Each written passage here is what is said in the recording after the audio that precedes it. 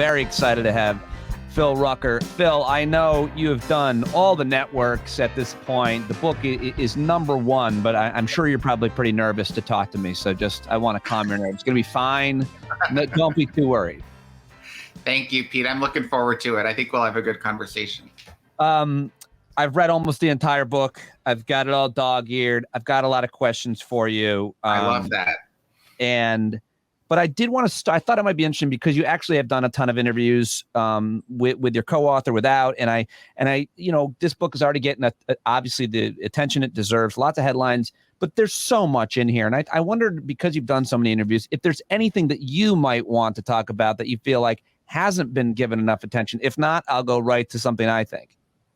Well, I'm happy to jump right in with what you thought was most interesting. I will just point out that, there are a couple of things that have gotten a ton of attention about the book, including General Mark Milley, the chairman of the Joint Chiefs of Staff. But if you read through the book, there's actually a lot of new detail about other figures that we haven't heard about in the news quite as much, including the Attorney General Bill Barr, including some really interesting conversations with Chris Christie, the former New Jersey governor, other figures like that. So there's just a wealth of material in the book. If you've been watching the news, don't assume that you know everything that's in the book, because a lot of it hasn't come out yet. Yeah, and it's got to be interesting for you guys and everybody who put a lot into this book to see what does get the biggest headlines. I'm sure you anticipate certain things, but then what doesn't necessarily. But the thing I think that's most important, how do you say, about the last year, which this book is about, of Trump's presidency, is the way it starts with COVID. And for me, I guess I was most interested in those details, which hadn't been as widely reported, generally speaking. And so that's really something I'd love to start talking with you about, the beginning of the book, the beginning of the year 2020. Yeah, let's go. So one of the issues I thought was really insane that I read, and I haven't heard anybody say anything about this, and because I talk healthcare a lot with a lot of experts, that we knew that the administration was rushing and putting pressure on the regulatory agencies to approve certain treatments, certain drugs, and of course a vaccine. But on page 88 of your new book, you've got Mark Meadows, the chief of staff, saying that the media is showing all these people being cured from these therapies, even zinc. We should approve all of these products that the media say work. Now, he's talking, I should have said, to the Secretary of Health, Alex Azar. I underline that, Phil, because I wanted to throw up when I heard that. The media says these therapies work. That's not how America or any civilized country approves of a drug therapy. That was shocking to me. Yeah, it just speaks to how, first of all, how ill-equipped people like Mark Meadows were to handle a health crisis of this magnitude. I mean, he has no experience in executive branch of government, let alone any kind of scientific or medical expertise. But they were making a lot of decisions around the pandemic based on the president's political fortunes. The guiding light for the White House and for the president himself day to day in the COVID response was November 3rd, Election Day. What can he do? What decisions can he make in any given moment that will help him the most in his reelection quest? And Mark Meadows, the White House chief of staff, was front and center in guiding that ship towards the election. And so he was making a lot of decisions with the medical experts, thinking about the election, how to position Trump, how to build the optics, how to convince the American people that the virus is not as bad or as contagious or as lethal as it really was, all with the reelection in mind. Part of the story of the Trump administration is how underqualified so many people were that were in the most important roles in the country. And I would argue that Meadows had no business being even a congressman, somebody could argue, much less the chief of staff to the president of the United States. Tell me a little bit more, though, about the relationship between Meadows and Trump in that final year as they navigated COVID. I mean, Meadows was his fourth chief of staff? Yeah, Meadows was the fourth chief of staff, by far the most political of them all and the biggest enabler of them all. He did not see his job as trying to restrain Trump's impulses or guiding Trump in what to do. Rather, he thought he was a yes man. He was there to execute what the president wanted done, whatever Trump's wishes were. And it had deadly consequences in the year 2020, not only because of COVID, but the handling of race relations. Trump's actions and his words really exacerbated those tensions in the wake of George Floyd's death. And then, of course, with the election and the aftermath of the election, and sowing doubt among tens of millions of Americans about the legitimacy of what had been a free and fair election. Yeah. So he was his yes man. I mean, he was his most loyal, certainly chief of staff. You think about Mulvaney or John Kelly or Reince Priebus even, but it was Mark Meadows who, in that final year, basically did whatever he was told and twisted the arms of so many, including cabinet secretaries like Alex Azar. Yeah, I think that's right, and we saw Meadows intervene aggressively with real hostility against some of the scientific figures, including Dr. Francis Collins, who was the head of the National Institutes of Health, a rather apolitical person who's been in that job for a long, long time, works very closely with Dr. Fauci, who we all know, of course, from television. But, Meadows would call and berate Dr. Collins and say, why is Fauci saying that on television? He's making Trump look bad. I mean, Meadows was really the enforcer and the enabler of Trump's political agenda in the reelection campaign, not necessarily the leader and manager of the federal government in response to a lethal pandemic. You guys talk about how he was so obsessed with the numbers. Well, obviously, always obsessed from crowd numbers to the number of cases of COVID and deaths. And at the beginning of it, he didn't want to let Americans necessarily back into the country because he was worried that the numbers would go up. That was actually really his concern. I guess we heard some reporting at the time, but we learned more in your book. And that seems really craven, and you talk about how he has no empathy in this book, as we learned from some of the experts. Anything else about that you want to talk about those numbers and how he really was concerned about them going up and did whatever he could to obfuscate them even? Yeah, Pete, it's chilling because we learned about this moment when U.S. State Department employees were in Wuhan, China. That's where they were doing work on behalf of the U.S. government, and the State Department was working to try to get them back to the United States on a plane. And when the Deputy Secretary of State briefed Trump on this plan, they thought it would be sort of a pro forma thing, just letting him know, FYI, we're bringing back our State Department workers. Trump said, don't bring them back here. They can't come back to the U.S. I don't want my numbers to go up. Those were his words, my numbers. He, of course, was referring to the case count, the number of COVID infections in the United States at the time, which was pretty low because we were early in the pandemic. And he was worried that bringing people back from Wuhan, they might test positive and therefore the numbers would go up and Trump would look bad and his reelection could be jeopardized. And so he wanted to have them housed, offshore, basically, away from the United States. They, of course, did return to the United States, but the fact that the president wouldn't have the backs of U.S. government workers who were serving our country abroad, wouldn't protect them and let them back into the country, or was disinclined to let them back into the country, I think speaks volumes about what his priorities were in navigating COVID. And the priority, of course, was his reelection and his political popularity. Another outrageous thing I haven't heard anybody really talking about, but when you actually read the book, you learn these things. Kevin Hassett, who I know, I'm familiar with this guy. He's kind of this mild manner. He's not a flamethrower, a numbers guy, economist guy. Was taken fairly seriously for a conservative economist, as far as I think. And he was tasked. He had served as Trump's chairman of the Council of Economic Advisors until 2019. You wrote, and he returned to the White House. I'm not sure exactly when this is, but early in 2020, with a special assignment to work with a small team, you guys write, and quietly build an econometric model to show far fewer fatalities. This is, again, something I underline in your book with red ink because I was outraged. That's how I use it. I was outraged when I read the sentence, because that's that. The idea with science, with research, is you don't have a predetermined outcome for horrible things. You just study the numbers and then you decide what the outcome is. You can look at a range of outcomes. You can have different studies, but they had an agenda to build an economic model to show fewer fatalities. Phil, that is outrageous, and Hassett and anybody involved with such a task should be embarrassed and ashamed. Yeah. Well, first of all, I bet by the time you finish the book, your red ink will be running dry, because there are a lot of things that people can get outraged about. But this moment you're talking about with Kevin Hassett is an important one. It was early in the pandemic. And if you'll recall, there were all sorts of death and case count projections that were being made based on available data. One of the most prominent projection models was from the University of Washington.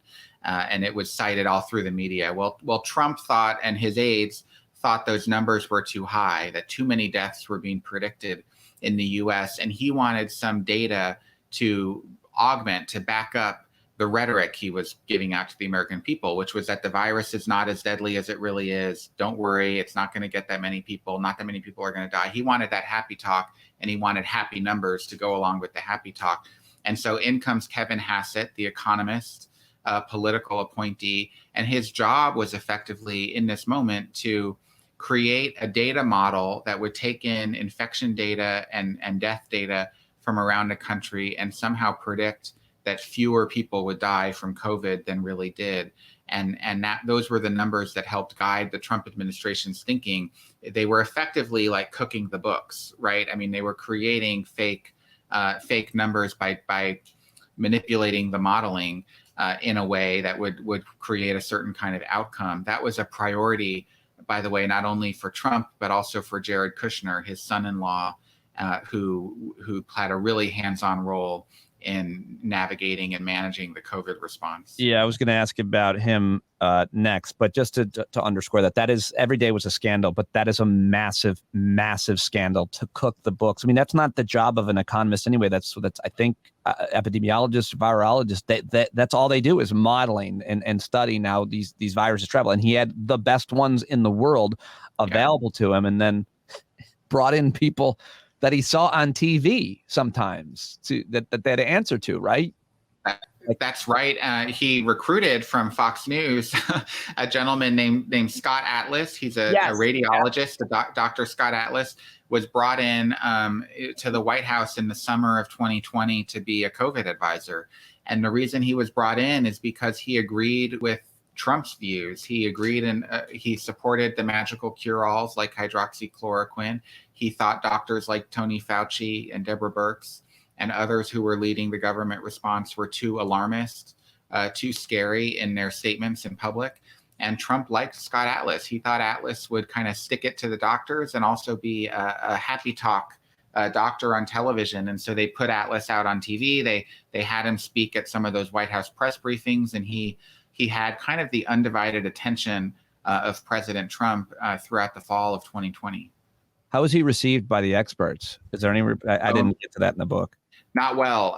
There was a tremendous amount of hostility between Atlas and the other doctors on the task force, and a really kind of toxic atmosphere there. You mentioned Jared Kushner, and there's a passage in the book which was chilling, or I don't know how you describe it, but I forget who's talking to who here, Phil. Forgive me, my notes aren't perfect, but basically he's described as they say he's not like any asshole who lies and misrepresents data. He is a zero-sum game motherfucker from New York, and if you can't get your head around that, it is not going to go well for you. Do you remember who we're talking about? This is it was a staffer in the White House named Joe Grogan. And he said that to Deborah Birx when Dr. Birx first arrived. Remember, she had been in charge of PEPFAR and had done a lot of work in Africa and around the world for the State Department, but in disease control. She was recruited to join the White House at the very beginning of the coronavirus pandemic.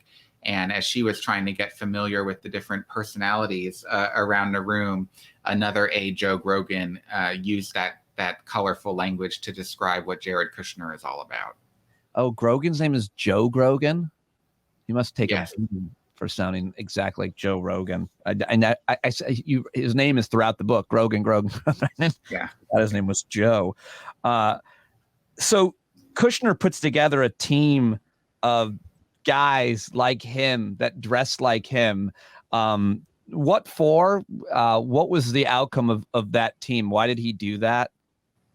This was a group, and they actually were called the Slim Suit Crowd inside the administration, because they were all, young, very well-dressed business consultant types from Wall Street who Kushner recruited down to Washington as volunteers to help him manage the COVID response. And specifically, they were tasked with the distribution of PPE, masks, surgical coats, all the stuff that was in very short supply in those early months, hand sanitizer, gloves.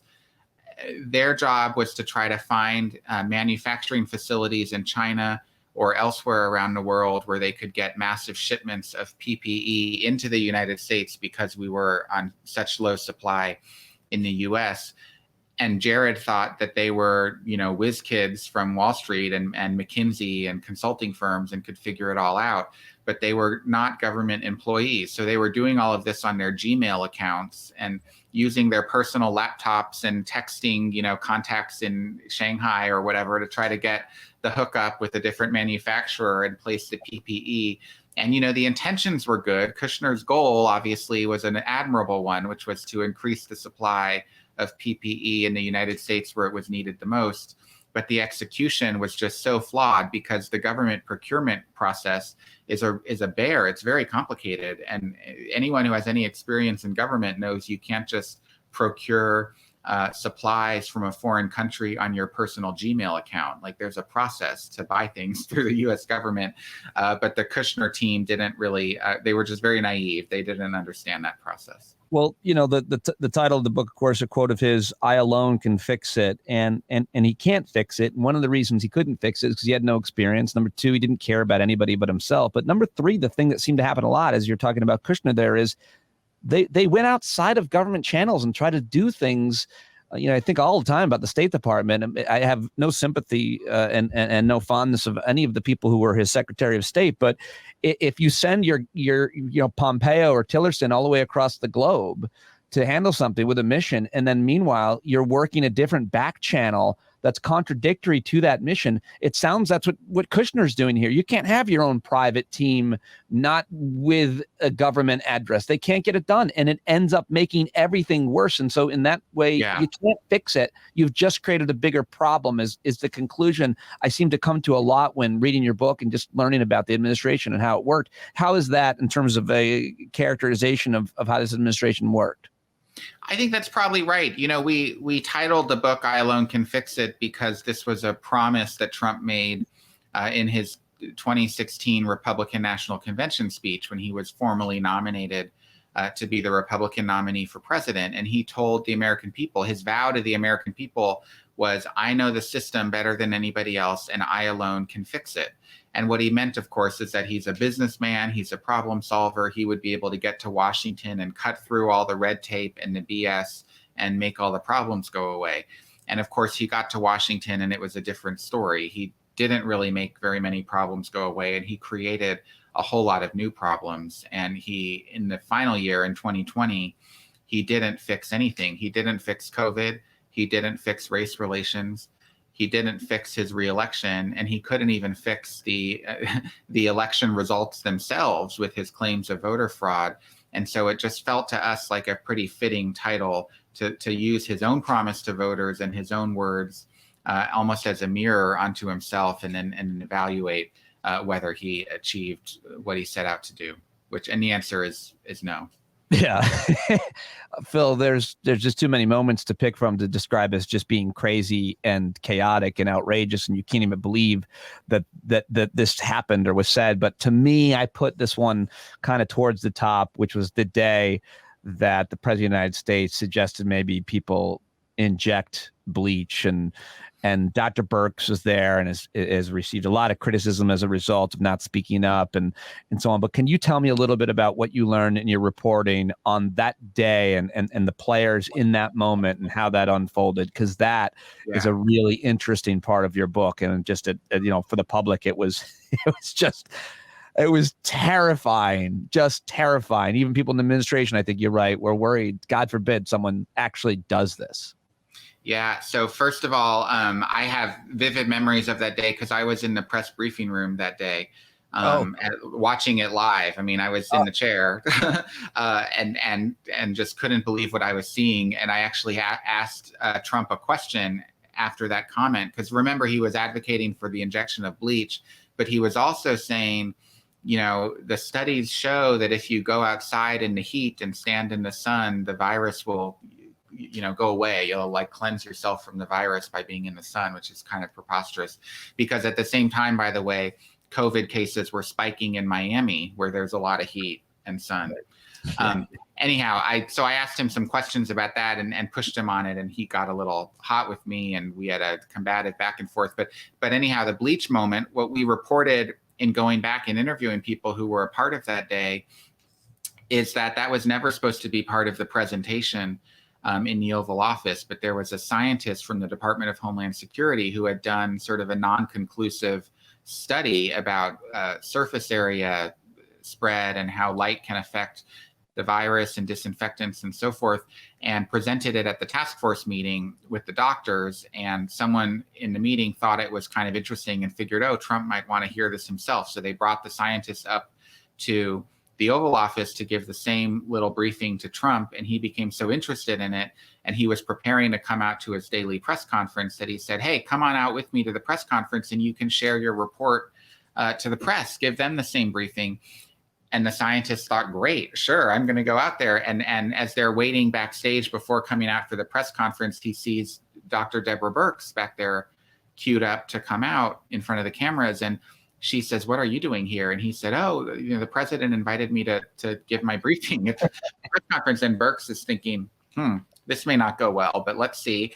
And sure enough, he gives his presentation, and there's nothing factually wrong about his presentation, but it's not conclusive science. It was not ready to be presented to the public yet. Right. And then Trump, of course, interpreted it the way he does, in a very imprecise way, and talked about the injection of bleach. And we all remember what he said that day. That was a video that went viral very quickly. And Birx is just sitting in her chair and doesn't know what to do. And it was like, she told other people afterwards it was an out-of-body experience, and she wasn't sure whether to leap up from her chair and correct the record, or let it go, or hope that Trump would realize he had made a mistake and correct himself, which of course he did not. And then as soon as the briefing was over, Birx went on a tear in the West Wing and started yelling at people. Why did you let that guy come out to the briefing? Why did you give this information to the president? This is a catastrophe, on and on and on. And you're correct about the fears that people would actually do what he said, because there were hotlines. The government and the Maryland state government, for example, had one of these hotlines where people could call in with any sort of household disinfectant emergencies, bleach emergencies, and some people did in fact try it. I know I've only got a minute or two left here with you, and I wanted to ask you about Insurrection Day. And as we're watching now, the select committee get going, there's a lot to talk about with there. But I know a lot of people have asked you this, and but I had to. On the day, you have this great reporting on the day, and Mike Pence being ushered out, and the way he told his Secret Service detail leader, I'm not going. They wanted to put him in the car and get him out of there. And he said, well, I know you can kind of quote it, but he basically said, I'm not getting in that car because I don't know. I trust you, but I don't know who's driving that car. And a lot of people, serious people, have asked you guys this question, which is maybe Trump's whole plea that day was just to, let whatever unfold. And if it gets dangerous, of course, they're going to whisk the vice president away. And, then maybe if he doesn't get back, they can't certify the election. That somehow this was a spoken, planned conspiracy. Do you have any reporting that says that Trump or anybody in his Secret Service detail planned to get Pence out of there so that he couldn't return to certify the election? What happened there? That's a leap that we don't have the reporting to support. That's not to say that there wasn't that thought among some people in the Secret Service leadership or something the president was thinking about. But our reporting does not show that there was a conspiracy at work. Rather, what our reporting shows and reveals for the first time is that Pence refused to get into the armored vehicle because he feared the Secret Service would drive him away, not because of a conspiracy necessarily, but because they would want him to flee for his safety. They would want to remove him from the Capitol, which at the time was under siege. And Pence refused. He wouldn't get in the car. He said, if I get in that car, you're going to take me away. I don't trust you to keep me here, and I'm not leaving this building. I have a job to do upstairs. That's to certify the election. That's my constitutional duty, and I'm going to stay here until it's certified. And so he stayed, and the Secret Service protected him in this subterranean, safe space below the Capitol. But there were real fears on the part of the vice president and some of those who worked on his staff that the Secret Service intended to drive him away from Washington, perhaps to Andrews Air Force Base, perhaps, as one staffer suggested, to fly him to Alaska or somewhere, outside of town. And that in turn would have prevented him from being able to fulfill his duty. Phil, last quick question. The investigations into 1/6, you as a reporter, you covered as much as you can. And like you just said, you don't have reporting to back some ideas, questions up. What questions do you have as a reporter about what you think this investigation, any investigation should want to uncover about the insurrection, the planning, the fact that Trump just sat there all day and watched TV and didn't do his job? What question do you hope that they get to? My co-author Carol and I did a lot of investigative reporting for this book around January 6th, but unlike the members of Congress who are part of this committee, we don't have the power to subpoena any witness to talk to us or to subpoena records, written, phone, electronic records. So I would hope that in the course of this commission investigation that they use that subpoena power to answer some really critical questions. And one of them is, what kind of knowledge, if any, did Trump or those around him have about the degree to which the violence that occurred on the 6th had been orchestrated and planned ahead of time? Certainly, Trump played a huge role in drawing people to Washington and promoting the rally on January 6th and staging the rally and figuring out what the speakers would be saying at that rally.